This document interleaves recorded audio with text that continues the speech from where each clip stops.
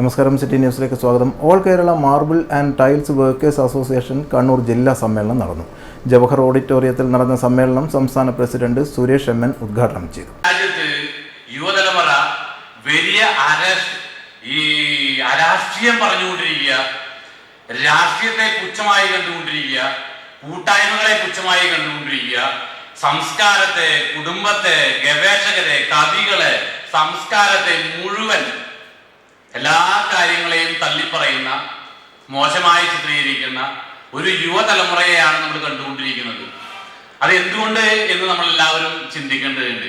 കാരണം നമ്മളൊരു trade union എന്ന് പറയുന്ന ഒരു തൊഴിലാളികളുടെ ഒരു സംഗമമാണ് ഇവിടെ നടന്നുകൊണ്ടിരിക്കുന്നത്. അപ്പൊ ആ സംഗമത്തിൽ പ്രധാനമായിട്ട് നമ്മൾ ഇത്തരം കാര്യങ്ങൾ ചർച്ച ചെയ്യേണ്ട വിഷയമാണ്. കാരണം ഭാവി തലമുറയിലേക്ക് നമ്മുടെ മക്കളെ, സമൂഹത്തിന്റെ ഡെവലപ്മെന്റിന് വേണ്ടി നമ്മുടെ മക്കളെ നമ്മൾ ഈ പ്രാക്ടീസ് ചെയ്ത് കൊണ്ടുവരേണ്ടതായിട്ടുള്ള ആവശ്യകതയുണ്ട്. അപ്പൊ അത്തരം കാര്യങ്ങളിൽ ഇന്നത്തെ കുട്ടികളിൽ ഉണ്ടാവുന്ന ഏറ്റവും വലിയ പോരായ്മ, ഇന്നലെ നമ്മളൊരു വാർത്തയിൽ കണ്ടു. ഒരു മകൻ ജന്മം നൽകിയതിന്റെ പേരിൽ, ജന്മം നൽകിയ ഒരു കുറ്റം ചാർത്തിക്കൊണ്ട് സ്വന്തം അമ്മയെ വെട്ടിക്കൊന്ന ഒരു വാർത്ത നമ്മളെല്ലാവരും കേട്ടിട്ടുണ്ടാവുമെന്ന് വിചാരിക്കുന്നു. എന്താ അമ്മ ചെയ്ത കുറ്റം? ജന്മം നൽകി എന്നുള്ളൊരു കുറ്റാണ് അമ്മയുടെ പേരിൽ ആരോപിക്കപ്പെടുന്നത്.